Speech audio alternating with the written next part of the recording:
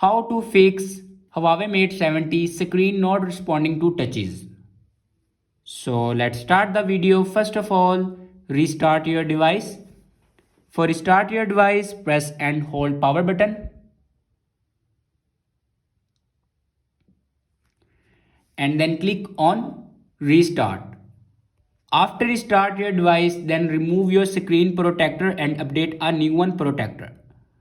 After updating a new one protector on your screen, then open settings and scroll down in last and click on system and updates.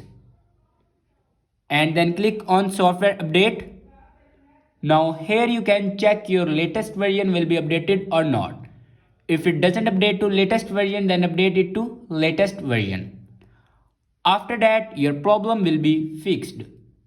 I hope this video is helpful for you. Thanks for watching.